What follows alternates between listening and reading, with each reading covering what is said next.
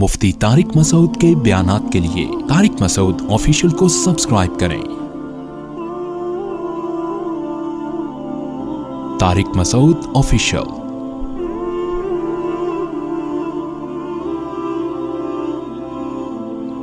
देखो, दुआएं मांगने में शर्म और आर महसूस ना करो। अल्लाह के सामने गिड़गिड़ाने में शर्म और आर महसूस ना करो, इसका मामूल बना लो।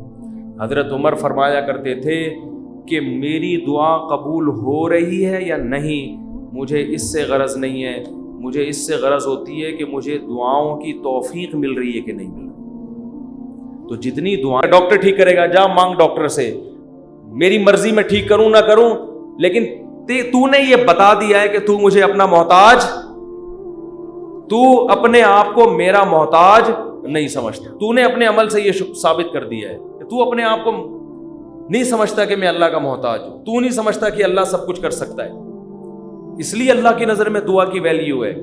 अगर आपका कोई मसला अटका हुआ है और आप उसके असबाब इख्तियार करते हो, दुआ नहीं मांगते, अल्लाह कहते हैं तेरा ये ख्याल है कि मसले मैं दूर नहीं कर सकता, मसले तेरे गवर्नमेंट दूर करेगी। ये तकब्बुर है जो आपको सजा का जरिया बनेगा और बरकतें छीन लेगा आपकी जिंदगी से। इसलिए कुरान के अल्फाज देखो, वक़ाल रब्बुकुम उदऊनी अस्तजिब लकुम। अल्लाह कहते हैं कि मुझसे दुआ मांगो, मैं तुम्हारी दुआ को कबूल करूंगा। ठीक है भाई, ये ऑप्शन है ना। आप बताओ, जब कोई गवर्नमेंट किसी को कोई ऑप्शन देती है या कोई बेनिफिट्स देती है तो गन पॉइंट पे थोड़ी देती है भाई। गवर्नमेंट ने ये कहा कि कर्जा मिलेगा बगैर सूद के, गरीब लोगों को चाहिए अपना मकान बनाए, ये कहेगी ना गवर्नमेंट। आगे धमकी तो नहीं देगी, जिसने कर्जा नहीं लिया ना हमसे मकान बनाने के लिए, उसको शूट कर दिया जाएगा। ऐसी धमकी देगी कभी? तो यूं ही कर दो, अगर मुंह से नहीं निकल रहा कुछ है। धमकियां दे के कभी किसी को कोई सहूलत दी जाती है? हाँ, देहाती माएँ करती हैं ऐसा। खा, वो एक आदमी ने प्रैंक बनाया कि अंग्रेजों की माएँ और पाकिस्तानियों की माएँ में क्या फ़र्क है। बड़ा ज़बरदस्त था। अंग्रेज़ की माँ खाना ला के रख देगी, खाना है खा, नहीं तो यहाँ से दफ़ा हो जा ठीक है। पाकिस्तानी और देहाती माँ क्या करेगी, वो मेरा बेटा खा ले, ये मैंने तेरे लिए पकाई है बिरयानी, मैंने तेरे लिए ये पकाया है। पहले मिन्नतें करेगी, बच्चा नहीं खाएगा तो धमकियाँ देने पे आ जाएगी उसको, खा वरना मैं थप्पड़ मारूंगी तेरे की। बेगैरत, तूने बनवाया क्यों मुझसे ये, मुझे पता नहीं है ये। तो नॉर्मली ऐसा होता नहीं है कि आप किसी को कोई नेमत दे रहे हो और साथ में बंदूक निकाल के बोलोगे ये लो। किसी को आपने हदिया दिया, 100 रुपये, 1000 रुपये, 500 रुपये आपने किसी को दिए या आपकी खिदमत में, वो कह रहा है यार मैं तो अभी ज़रूरत नहीं है आपका, बड़ी नवाजिश, आप बंदूक निकाल ले, तो ये हदिया रहेगा? ये हदिया थोड़ी रहेगा। तो कोई भी जब हुकूमत या कंपनी किसी को सहूलत देती है तो वो गिफ्ट को फिर गिफ्ट ही करार देती है। लेकिन अल्लाह का स्टाइल यहाँ पे बिल्कुल, अंदाज बिल्कुल अलग है। अल्लाह क्या कहते हैं, मुझसे मांगो। ये बेनिफिट्स मिल रहे हैं ना अल्लाह की तरफ से, है भाई। अल्लाह क्या कह रहे हैं, मुझसे मांगो और मैं जो मांगोगे मैं वो तुम्हें दूंगा। बस ये अल्लाह ठीक है, हमें तूने बता दिया कि हम मांगेंगे और तू देगा, हमें ये बात पता चल गई, अब हमारी मर्जी, हम जब चाहें तुझसे मांगे, हमें ये सहूलत का पता चल गया, अब हम हमारी मर्जी, अब हमारे, कहते हैं इट्स अप टू यू, कहते हैं ना ये अब आपके ऊपर है, आप मांगे या नहीं मांगे। नहीं, आगे अल्लाह ने बंदूक निकाल ली है ठीक है ना, बंदूक निकाल ली। अल्लाह कहते हैं इन्नल्लज़ीना यस्तकबिरूना अन इबादती, याद रखो मुझसे मांगने में तकब्बुर किया। मांग, मैंने तो कहा है मांगो, अगर नहीं मांगा, किब्र से काम लिया कि नहीं जी हम नहीं मांग रहे, सयदखुलूना जहन्नम दाखिरीन, जलील करके जहन्नम की आग में फेंक दूंगा। बड़े भाई अल्लाह तू हमें गिफ्ट दे रहा है दुआ का या जुर्माना लगा रहा है, क्या कर रहा है? समझ में आने वाली बात है? कोई समझ में आने वाली बात? बिल्कुल समझ में नहीं आ रही है। यही वजह है कि कुरान में और मकाम पे जब अल्लाह ने कहा ना मेरी ये नेमतें खाओ, तो फिर ये नहीं कहा नहीं खाओगे तो यूं कर दूंगा, ये नहीं कहा। अल्लाह ने कुरान में कहा कुलू वशरबू, खाओ और पियो, हद से तजावुज ना करो। ये नहीं कहा अगर नहीं खाया ना तो जहन्नम में फेंक दूंगा। ये कहा कुरान ने کیا ہو گیا بھائی؟ اللہ نے کہا فن کے ہو نکاح کرو، یہ نہیں کہا نہیں کیا نا جہنم میں پھینک دوں گا میں، بشرطے کہ گناہ سے بچے انسان، گناہ کرو گے پھر تو جاؤ گے جہنم۔ لیکن جو بھی اللہ نے نعمتیں دی ہیں ان کو بندوق کی نوک سے نہیں اللہ نے کہا، کیونکہ وہ نعمت پھر نعمت رہتی نہیں ہے، وہ نعمت تھوڑی رہتی ہے پھر وہ۔ لیکن یہاں اللہ کیا کہہ رہے ہیں؟ مجھ سے مانگو میں تمہیں دوں گا۔ ہم خوش ہو گئے، زبردست اللہ کی طرف سے انعام مل گیا، ٹھیک ہے جب سہولت سے ٹائم ملے گا تو مانگ لیں گے، موڈ ہوگا، اور نہیں بھی مانگا تو اللہ نے بس ایک آپشن دیا ہے کہ مانگو گے تو ملے گا۔ لیکن اللہ نے کیا کیا؟ انداز دیکھو، کہا کہ اگر نہیں مانگا تو جہنم میں ذلیل کر کے داخل کر دوں گا۔ سوال پیدا ہوتا ہے اللہ یہ تو گفٹ دے رہا ہے یا ہمیں ڈرا رہا ہے، آزمائش میں ڈال رہا ہے؟ اللہ کہتے ہیں گفٹ بھی دے رہا ہوں لیکن یہ بہت بڑی آزمائش بھی ہے، کیونکہ اگر کوئی بہت بڑا سیٹ آپ کو ایک خالی چیک دے اور کہے اس پہ پیسے لکھو اور سائن کر دو، اور آپ اس چیک کو اٹھا کے اس کے سامنے ڈسٹ بن میں ڈال دو، اس کا مطلب آپ کا یہ نہیں ہے کہ آپ کو پیسوں کی ضرورت نہیں ہے، آپ کا سیٹ کے بارے میں خیال ہے کہ اس نے جھوٹا چیک دیا ہے، یہ جھوٹ بول رہا ہے، ورنہ کبھی آپ اس کو ڈسٹ بن میں اٹھا کے نہیں پھینکتے۔ بہت مشکل ہے بات سمجھانا، بہت مشکل۔ آپ غریب ہیں، کھانے کو روٹی نہیں ہے، ایک سیٹھ نے آ کے آپ کو ایک سونے کی ڈلی پکڑا دی، کہا لے موج کر، یہ کروڑوں روپے کی ہے، آپ نے اٹھا کے اس کو آپ نے کہا آپ نے اچھی آفر کی مجھے، بہت اچھا تحفہ ہے، بہت خوشی ہوئی، اب آپ جا سکتے ہیں۔ بیگم سے کہا اس کو کچرے میں پھینک دو۔ سیٹھ کو پتہ چلے گا نا تو وہ کہے گا بیٹا تو اتنا بڑا سیٹھ تو ہے نہیں کہ تجھے اس کی ضرورت نہ ہو، یہ تو میں جانتا ہوں، کھانے کو تیرے پاس روٹی نہیں ہے، یہ جو تو نے اس کو ڈسٹ بن میں پھینکا ہے نا یہ اس کی علامت ہے تو مجھے جھوٹا سمجھتا ہے کہ میں نے تجھے جو سونے کی ڈلی دی ہے وہ سونے کی نہیں ہے، اس پہ سونے کا پانی چڑھا ہوا ہے، تو یہ کس کے جھوٹ بولنے، یہ اصل میں تو میرے اوپر الزام لگا رہا ہے۔ اللہ کہتے ہیں مانگو، اللہ کو پتہ ہے کہ ہم سب محتاج ہیں، ہمارے درجنوں مسائل ہیں، ایسا دنیا میں کوئی نہیں ہے جس کے سارے مسئلے حل ہو گئے، مسئلہ حل ہوتا ہے تو 20 مسئلے پیدا کر کے حل ہوتا ہے وہ۔ اب دیکھو کتنے مسائل ہیں، کسی کوئی بے روزگار ہے، پیسے نہیں ہیں، پیسے آ گئے تو خطرات بڑھ گئے، ڈکیتی کا خطرہ، پیسے آ گئے تو 10 مسائل کھڑے ہو گئے، اور کوئی مسئلہ کھڑا ہو گیا، گردے کا مسئلہ ٹھیک ہوا، ہارٹ کا پیشنٹ بن گیا، اور 20 قسم کے مسائل ہیں نا، سب کچھ ٹھیک ہے تو پھر بھی سکون نہیں ہے زندگی میں، نیند نہیں آ رہی، نیند کی گولیاں کھا کے سو رہے ہیں، دنیا میں ٹینشن لیس آدمی کوئی بھی نہیں ہے۔ اب اللہ نے کہا مانگو، اب ہمیں اللہ نے بلینک چیک دے دیا ہے کہ جو لکھو گے میں دے دوں گا تمہیں۔ آپ نے اللہ کی اس آپشن کو، اللہ کی اس نعمت کو اٹھا کے ڈسٹ بن میں پھینک دیا۔ آپ ہر ایک کے در پہ جا کے اپنی حاجتیں بیان کرتے ہو، کبھی تھانے میں پہنچے ہوئے ہوتے ہو، کبھی ڈی سی آفس پہنچے ہوئے ہوتے ہو، کبھی ڈی ایس پی کے پاس پہنچے ہوئے ہوتے ہو، کبھی وزیر اعظم سے رابطے کی کوشش میں، کبھی مسجد کے امام سے آ کے کہہ رہے ہوتے چڑیل آ گئی ہے، کوئی دم درود کر کے اس کو بھگا دو گھر سے، 10 قسم کے، لیکن اللہ کا دروازہ کھٹکھٹانے کے لیے تیار نہیں ہو تو یہ اس کی علامت نہیں ہے کہ آپ کے مسائل حل ہو گئے، یہ اس کی علامت ہے کہ آپ نے اللہ کی آفر کو ہلکا سمجھا ہے، اللہ کو معاذ اللہ آپ نے جھوٹا سمجھا ہے، اللہ کو معاذ اللہ آپ نے اس کے بیان کو سیاسی بیان سمجھا ہے۔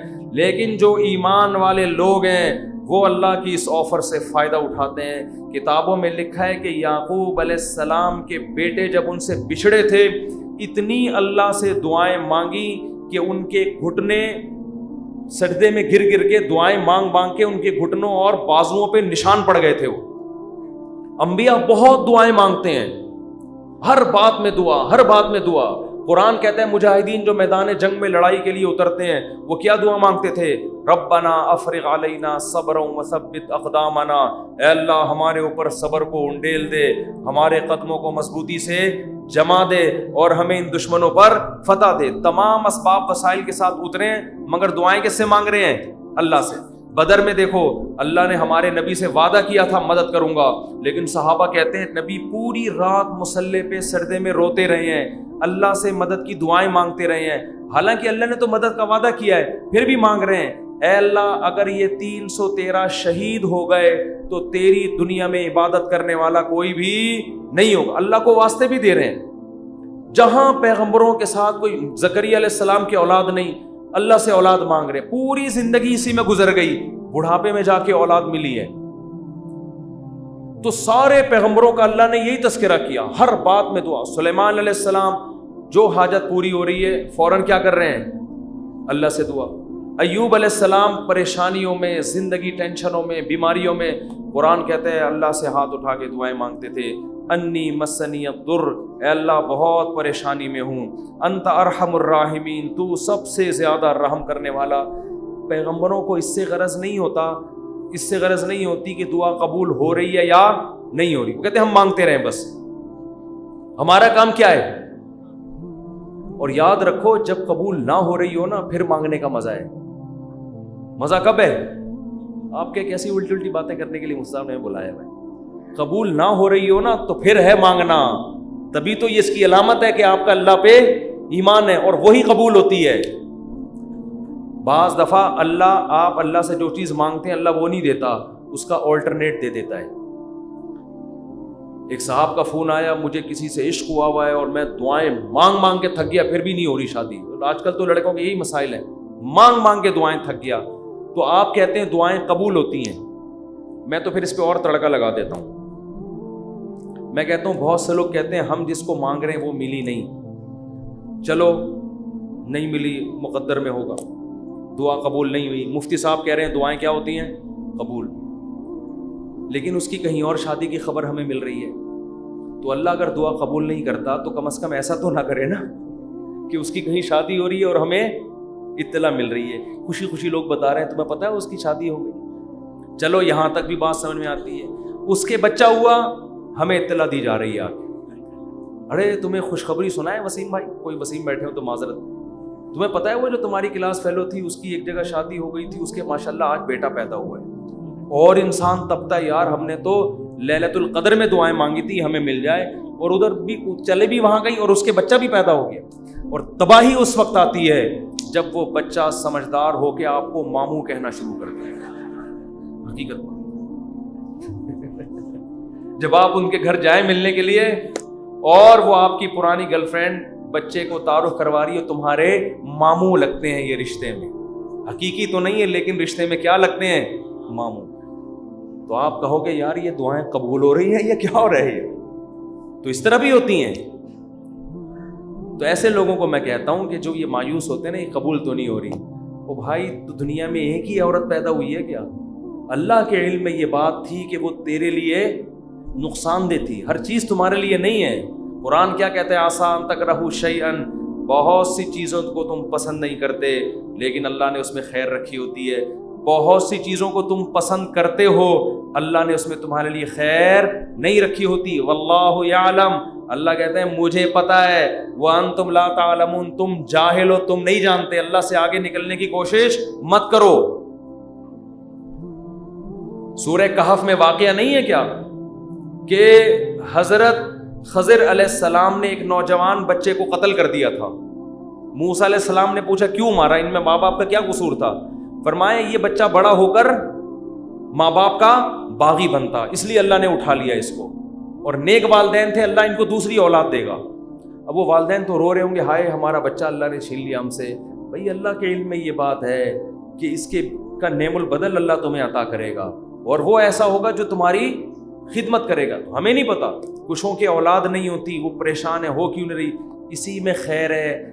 کیا بھروسہ کوئی اولاد ہو اور وہ آپ ہی کا سر بجانا شروع کر دے. وہ آپ جو جیسا چل رہا ہے اللہ سے اچھی امید رکھو, اے اللہ میرے ساتھ یہی ٹھیک, سر پہ بال اگائیں ٹھیک ہیں, نہیں یوں بولا کرو مجھ پہ ٹنڈ سوٹ کرتی ہے اس لیے اللہ مجھے بال نہیں دے رہا. بہت سے لوگوں کے مسئلے بال ہی نہیں اگ رہے, مالشیں کر کر کے, زیتون کی مالشیں, یہ آملہ کھا لیا انہوں نے, لگانے کے بجائے نا کھانا شروع کر دیا انہوں نے, نہیں اگ رہے ہیں. ایسے لوگ ایسے گنجے دنیا میں موجود ہیں.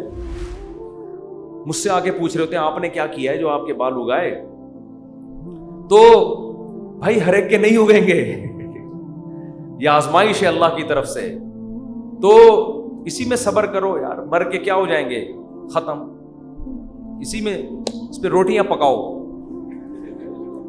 جب ایک بڑا سر ہو نا اور بڑی خوبصورت سی ٹنڈ ہو تو میرا تو دل کرتا ہے اس کو دھوپ میں گرم کر کے اس پہ چپاتیاں مزہ آتا ہے. سر بھی بڑا ہو اور تمیز سے بنا ہو تو ایک دم ایک ایسا فیل سا ہوتا ہے. خیر یہ تو مزہ, اس پہ ایڈریس لکھ لو, کبھی گم نہیں ہو گیا آپ. تو اگر اللہ نے ٹنڈ دی ہے, بہت سے کام اس ٹنڈ سے لیے جا سکتے ہیں. ایڈریس لکھ دو اس پہ, تو اس کا فائدہ یہ ہوگا کہ کبھی بھی گم نہیں ہوگی. خیر یہ تو میں مذاق کر رہا ہوں, لیکن اللہ نے جو آزمائش مقدر کی ہے, کیا کرو بھائی, صبر. خواتین پریشان ہوتی ہیں, بچے مر جاتے ہیں بعض دفعہ بچپن میں. نبی نے کیا فرمایا, جس عورت کا بچپن میں بچہ مر گیا اور اس نے صبر کیا, میں اس کے لیے جنت کی ضمانت لیتا ہوں. بے صبرے لوگ اللہ کو پسند نہیں ہیں. ہم نے اپنے بچپن میں ایسی عورتیں بھی دیکھی ہیں, جوان بیٹا مر گیا, آنسو نکل رہے ہیں ان کے, میں نے خود اپنی آنکھوں سے دیکھا, آنسو نکل رہے ہیں ماں کے, لیکن اللہ سے کہہ رہی ہے, اے اللہ یہ آنسو میرے اختیار میں نہیں ہے اس لیے رو رہی ہوں, کہیں تو مجھے بے صبرے لوگوں میں شامل نہ کر لینا. میں نے ایسی عورتیں دیکھی ہیں بچپن میں, جوان بیٹا مرا ہوا ہے اور ماں رو کے کیا کہہ رہی ہے, اللہ یہ میرے اختیار میں نہیں ہے اس لیے رو رہی ہوں. دیکھو ایسی عورتیں ہوا کرتی تھی. اب تو چیخنا, چلانا, واویلا کرنا, شور شرابہ, گھروں میں چیزیں اٹھا کے پھینکنا, اس کو سمجھتے ہیں بڑا نیک آدمی ہے یہ. تو صبر کرنے والے پسند ہیں. مانگتے رہو, اس چکر میں مت پڑو کہ کون سی قبول ہو رہی ہے کون سی نہیں ہو رہی. ہر چیز اللہ سے مانگے. نبی نے فرمایا جوتے کا تسمہ بھی ٹوٹ جائے تو کس سے مانگو, اللہ سے. اس کا مفہوم پتہ ہے کیا ہے, مطلب یہ کہ لوگوں سے مت مانگو, لوگوں سے مت مانگو. ہر حاجت کس کے سامنے پیش کرنی ہے, اللہ سے. پھر قبول ہو جائے ٹھیک ہے, نہیں ہے تو زیادہ ٹھیک ہے.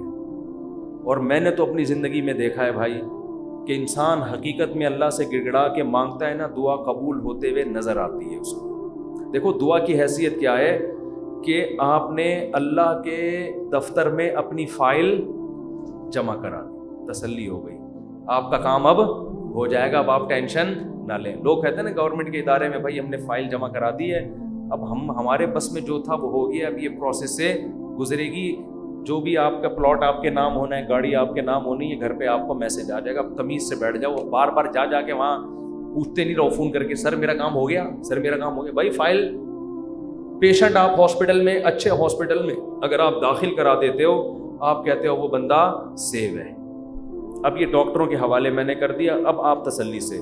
تو جب آپ دنیا میں تسلی کر لیتے ہو یار پیشنٹ ڈاکٹروں کے حوالے کر دیا, فائل گورنمنٹ کے دفتر میں جمع کرا دی ہے, تو اللہ کے ہاں دعا مانگ کے بھی مسلمان کو تسلی ہوتی ہے.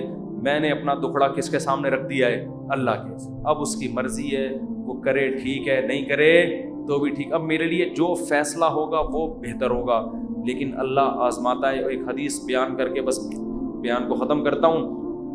نبی صلی اللہ علیہ وسلم نے ارشاد فرمایا کہ اللہ بندے کی دعا اس وقت تک قبول کرتے رہتے ہیں جب تک وہ دعائیں کر کر کے تھک کے یہ نہیں کہتا کہ میں دعا مانگتا ہوں مگر قبول نہیں ہوتی. عجیب حدیث ہے. دیکھو بندہ یہ کیوں کہہ رہا ہے کہ میں دعا مانگ رہا ہوں قبول نہیں ہو رہی, اس لیے کہ اسے لگ رہا ہے نا کہ جو مانگ رہا ہوں وہ مل نہیں رہا, تبھی تو کہہ رہا ہے. لیکن نبی کہتے ہیں جب تک یہ الفاظ نہیں کہے تھے نا, اس سے پہلے ساری قبول ہو رہی تھی, ساری قبول ہو رہی تھی. جب یہ کہا تو اب اللہ قبول کرنا بند. تو اس سے صاف پتہ چل گیا کہ آپ کو جو لگتا ہے نا کہ قبول نہیں ہو رہی, وہ بھی حقیقت میں ہو رہی ہیں, وہ ہو رہی ہیں قبول. آپ یہ ہم بیوقوف ہیں جو ہم سمجھ رہے کہ نہیں ہو رہی. کس طرح سے ہو رہی ہیں, یہ کس پہ چھوڑ دو, اللہ. تو اپنے گھروں میں دعاؤں کا معمول بنائیں. اگر اس رمضان میں ہم صرف دعا کرنا ہی سیکھ لیں تو میں سمجھتا ہوں کہ یہ رمضان ہمیں بہت کچھ دے کر جا رہا ہے. اور حضرت حکیم الامہ فرمایا کرتے تھے جن کو گناہوں کی عادت نہیں چھوٹ رہی نا, تو وہ بھی اللہ سے دعاؤں میں مانگ لیا کریں کہ اللہ مجھے یہ عادت چھڑوا دے. تعلق ختم نہ کریں اللہ سے, لنک ختم نہ. اللہ کو وہ لوگ پسند نہیں ہیں جو اللہ سے تعلق ختم کر دیں. لنگڑا لولا تعلق ہو, گناہوں کے بعد توبہ والا تعلق رکھو, لیکن رکھو, تعلق ختم نہیں ہونا چاہیے. کیونکہ یاد رکھو جیسے ہم اکیلے پیدا ہوئے قبر میں بھی اکیلے ہی ہوں گے, اس وقت اللہ کے سوا کوئی بھی نہیں ہوگا. تو جس نے دنیا میں اللہ سے جتنی دوستی لگا لی قبر میں یہ دوستی کام آئے گی, اور جس نے دنیا میں اللہ سے لا نہیں لگائی, اللہ کو یاد نہیں رکھا, بیوی بچوں کے بکھیڑوں میں, دوستوں کے بکھیڑوں میں, رشتہ داروں کے بکھیڑوں میں پڑا رہا, پیسوں کے بکھیڑوں میں, تو قبر میں ان میں سے کوئی بھی کام نہیں آئے گا. قبر کی تنہائی اللہ کی یاد دور کرتی ہے. قرآن کی تلاوت, ذکر, اذکار, یہ قبر کی میں روشنی کا ذریعہ بنے گی. اور اگر اللہ سے دل میں وحشت ہے, نہ مانگنے کی عادت ڈالی, یہاں مانگو گے تو وہاں بھی قبول ہوگی. اور نبی صلی اللہ علیہ وسلم نے فرمایا کہ تنگی کی حالت ہو یا خوشی کی حالت ہو, دونوں حالتوں میں اللہ سے مانگنا ہے. پریشانیوں میں اللہ سب کو یاد آتا ہے, خوشیوں میں اللہ یاد آنا مشکل. جب پریشانی ہوتی ہے نا, بھی تو ہندو بھی اللہ سے دعائیں مانگ رہے ہیں. کورونا پھیلا ہوا ہے, وہ بھی آ کے مسلمانوں سے کہہ رہے ہیں اللہ سے مانگو بھائی. ہماری دادی اللہ مغفرت فرمائے بتایا کرتی تھی, اور بھی میں نے یہاں ایک بزرگ تھے ان سے بھی سنا, کہ جب ہندوستان میں قحط پڑتا تھا تو ہندو مسلمانوں سے آ کے کہتے تھے اللہ سے دعا مانگو یہ قحط دور ہو جائے. تو جب سخت مصیبت آتی ہے, میں نے ایک دفعہ جہاز میں سفر کر رہا تھا, تو کراچی سے ہم پتہ نہیں اسلام آباد یا لاہور, تو کیا ہوا ہے جہاز میں اکثر لبرل قسم کے لوگ بیٹھے ہوتے ہیں, اکثر, زیادہ تر نہیں, اکثر جو اللہ کو ذرا کم ہی یاد کرتے ہیں, ذرا ماڈرن قسم کے لوگ ہوتے ہیں نا جہاز میں, پیسہ ہوتا ہے تو, ورنہ وہ ٹرین سے, نیک آدمی ہوتا تو ٹرین سے جا رہا ہوتا نا, یا بس سے جا رہا ہوتا بیچارہ, چھت پہ بیٹھ کے جا رہا ہوتا. پیسہ آتا ہے تو دین اکثر چلا جاتا. تو اکثر جہاز میں دیکھا ہے لبرل, ایئرپورٹ پہ ہی اسٹائل پتہ چل جاتا ہے. تو ہم جا رہے ہیں, ہمیں کراچی سے جہاز چلا ہے, راستے میں کہیں موسم خراب, تو ہلکے پھلکے 2-3 جھٹکے آئے جہاز کو. میں نے تو لیپ ٹاپ نکالا, وصیت کو اپڈیٹ کر دیا نا. ٹھیک ہے, تو میرے پاس ہر وقت وصیت نامہ رہتا ہے, کوئی بھی ایسی بات ہے کوئی لکھ, اپڈیٹ کیا یا کرنے کا ارادہ کیا, ابھی پوری بات مجھے یاد نہیں ہے, لیکن میں اکثر ایسا کر دیتا ہوں کہ جب کوئی ایسا خطرہ ہوتا ہے فون پہ بتا دیتا ہوں. جہاز میں تو فون کر نہیں سکتے. ایک دفعہ ہم مکہ سے مدینہ جا رہے تھے, عربی ڈرائیور تھا, اس نے جو بھگائی ہے گاڑی, ٹیکسی لی تھی کرائے پر, تو میں نے گھر باقاعدہ فون کر کے 2-3 وصیت نامے اسی وقت لکھوائے. میں نے کہا مجھے یقین نہیں ہے کہ میں مدینہ پہنچ پاؤں گا. اس نے نمبر پلیٹ پہ کالا کپڑا لگا دیا تاکہ کیمرے میں, اور وہ جو بھگائی ہے اس نے, اور وہ جو راستے میں روکنے کے لیے آ رہی ہوتی ہے ان کو بھی اڑاتا ہوا نکل گیا. وہ جب نمبر ہی ٹریس نہیں ہو رہا اس کا, تو ایسے بھی ہوتا ہے بعض دفعہ. تو جہاز میں پہلا جھٹکا آیا, کوئی اللہ کی, کوئی بھی اللہ کو یاد نہیں کرتا. آ رہا ہے, ایئر ہوسٹس نے بتایا کوئی نارمل تھوڑا سا سیٹ بیلٹ باندھ لیں, وہ جو ٹھش پش اس نے کرنی تھی کر دی. 2-3 دفعہ ٹھش پش کر کے وہ نکل گئی. آگے گئے ہیں تھوڑا اور, پھر اور, پھر اور, او بھائی پھر جو جہاز نے ہچکولے کھانا شروع کیے, اب طبیعتیں خراب ہونا, وہ جو اوپر سے چیزیں گرنا شروع ہو گئی نا. مجھے جنید جمشید یاد آیا. میں نے کہا اللہ بچا لے تو زیادہ خوشی ہوگی, بچ جائیں تو باقی تیرے ہاتھ میں. مانگنی تو اللہ سے عافیت چاہیے نا, اللہ زندگی دے دے, ہم تو محتاج ہیں نا. اللہ کے سامنے فنٹر گیری اچھی نہیں. اللہ تیری مرضی, مارنا ہے مار دے, میں موت سے تھوڑی ڈرتا. یہ بھی بعض لوگ کر رہے ہو, میں موت سے ڈرتا ورتا نہیں ہوں. یہ نہیں اللہ کو پسند ہے. اللہ پیسہ دینا ہے دے, نہیں دینا نہیں دے. ہمارے نبی کے گھر میں 40 دن چولہا نہیں جلتا تھا, میرے گھر میں اگر 80 دن نہ جلے تو کیا ہو گیا. اللہ کو تو محتاجی پسند ہے بھائی, گڑ گڑاؤ, مانگو اس سے. تو میں نے بھی دعا مانگی, اللہ اس مصیبت سے ہمیں نجات دے دے. لیکن ویسے ایک آپ کو بات بتاؤں, جہاز کی موت ہوتی بہت آسان ہے, اس میں زیادہ ٹینشن لینے کی ضرورت نہیں ہے. کیونکہ ٹرین سے آدمی ٹکراتا ہے نا, پتہ نہیں کون سی کدھر سے جا کے کٹے, کون سا سر پچ کے. بس میں جائے ٹانگ پھنس گئی کھڑکی میں, بہت بھیانک موت ہے. جہاز میں ایسی موت ہوتی, میں نے تو جہازوں کے انجینئروں سے بھی دوستی ہے, پائلٹوں سے بھی, وہ کہتے ہیں جہاز میں آپ بیٹھے ہوئے ہیں, فوراً پہنچ گئے دوسرے جہان میں. وہ جو تھوڑی میں تھوڑا ہل رہا ہے اس کا تو خطرہ ہوتا ہے کہ یہ ہو کیا رہا ہے ہمارے ساتھ, لیکن جب ٹکراتا ہے نا, اللہ نہ کرے, تو یا جیسے ہی اس کی اسپیڈ کم ہوئی یا کسی سے ٹکرایا تو ہماری کھوپڑی ہمارے تن سے فوراً سے پہلے جیسے سر قلم کر دیا کسی کا, تو ایک دم مر جاتا ہے. اس لیے زیادہ ٹینشن نہ لیا کریں. تو اب وہ جب ہلنا شروع ہوا تو شروع میں تو لوگ انجوائے کر رہے ہیں بھائی, کوئی اخبار پڑھ رہا ہے, کوئی کیا کر رہا ہے, کوئی ویڈیو گیم کھیل رہا ہے, کوئی فلم دیکھ رہا ہے, جو بھی موبائل پہ لگے ہوئے ہیں. جب زیادہ ہلنا شروع ہوا ہے نا تو اللہ اللہ کی آوازیں آنا شروع. میں نے کہا اب دیکھو یہ انسان کتنا نالائق ہے. اللہ نے اتنے جھٹکے دیے, اب بول اللہ نہیں, ابھی تک نہیں. اخبار, پب جی, یہ سب چیزیں چل رہی ہیں. وہ جب چیزیں گرنا, وہ ایئر ہوسٹس وہ جو پانی وانی لے کر آتی ہے نا, وہ بھی دھڑام سے ادھر کو نیچے. جب اتنی حالت ہوئی ہے, وہ ایئر ہوسٹس بولے ایکچولی کچھ بھی نہیں, کچھ بھی نہیں, کچھ بھی نہیں. لوگوں کو پتا ہے کہ ان کو تو یہ سکھا کے بھیجا جاتا ہے کہ کچھ بھی ہو جائے آپ نے بولنا ہے کہ کچھ نہیں ہوا, کیونکہ ان کو تو تنخواہ اس چیز کی مل رہی ہے نا. کیونکہ اب اگر کچھ ہو یا نہ ہو, آپ کے چیخنے سے ہونے والا کچھ بھی نہیں ہے. تو یہ جہاز کے عملے کو سکھایا جاتا ہے کہ چاہے تباہ بھی ہو جائے نا, کچھ بھی ہو جائے, آپ نے یہی بولنا ہے کہ ٹینشن لینے کا نہیں ہے. وہ 50-50 کی طرح بالکل, کہ وہ کمنٹری کر رہا ہے سلیم اللہ بہت اچھا کھیل رہا ہے, بہت اچھا کھیل رہا ہے. لوگ کہہ رہے ہیں بھائی یہ کہاں کھیل رہا ہے ہاکی میں, کہہ رہے ہیں بہت, میں تو یہ بولوں گا یہ بہت اچھا کھیل رہا ہے. جو آڈینس بیٹھے ہوئے تھے تماشائی, انہوں نے کہا ہم جا رہے ہیں, اس نے کہا جہنم میں جاؤ تم لوگ, لیکن یہ بہت اچھا کھیل رہا ہے. پھر پیچھے دکھایا کہ اس کے کسی نے بندوق رکھی ہوئی ہے, یہاں پہ بندوق رکھی ہوئی. تو ایئر ہوسٹس نے تو یہی بولنا ہے کہ نارمل ہے, کچھ بھی نہیں. اس کو ٹریننگ دی جاتی ہے اس کی, کیونکہ اگر لوگ چیخیں گے چلائیں گے تو پہلے ہی جہاز تباہ ہونے کا خطرہ ہے نا, پائلٹ پہ کو ٹینشن دیں گے لے جا کے. تو اب کیا ہے کہ جی وہ جب 2 گھنٹے میں زیادہ ہی ہو گیا, اب چیزیں گرنا شروع ہو گئی, تو پھر سب کو اللہ یاد آنا شروع. پھر لا الہ الا اللہ, پھر لا الہ, ختم نبوت کا عقیدہ زندہ باد. کوئی بھروسہ نہیں تھا, تحفظ ختم نبوت کے نعرے لگنا شروع ہو جاتا. مجھے بڑی برے تو میں نے کہا دیکھو انسان کتنا کمزور ہے, 2 منٹ لگتے ہیں اس کی ہوا نکلنے میں. فنٹر گیری ختم ہونے میں کتنے 2 منٹ, ورنہ کیسے 3 پیس سوٹ ٹائی میں ایسا فنٹر بن کے بیٹھا ہے. تھوڑی دیر پہلے کوئی مولوی اس کو آ کے بولتا ہے کبھی اللہ کا نام بھی لے لیا کرے, دفعہ یہاں سے, تم لوگ کو اللہ اللہ کے علاوہ کچھ آتا ہی نہیں ہے. گورا دیکھو کہاں پہنچ گیا چاند پہ, چاند سے بس تھوڑا سا نیچے سے وہ چھلانگے لگا رہا ہے, ٹھیک ہے نا. اور تم کیا اللہ اللہ صبح تسبیح پڑھا کرو, شام کو لا الہ الا اللہ پڑھا کرو, کیا تم لوگوں نے. تو بھائی جب ایک چپت پڑتی ہے تو اچھوں کو بھی اللہ یاد آتا ہے. تو بہتر ہے کہ خوشی کی حالت میں اللہ کو یاد کرو. تو بس تو خوشی میں اللہ کو یاد رکھو گے. حدیث میں آتا ہے کہ غم میں اللہ تمہیں یاد رکھے گا.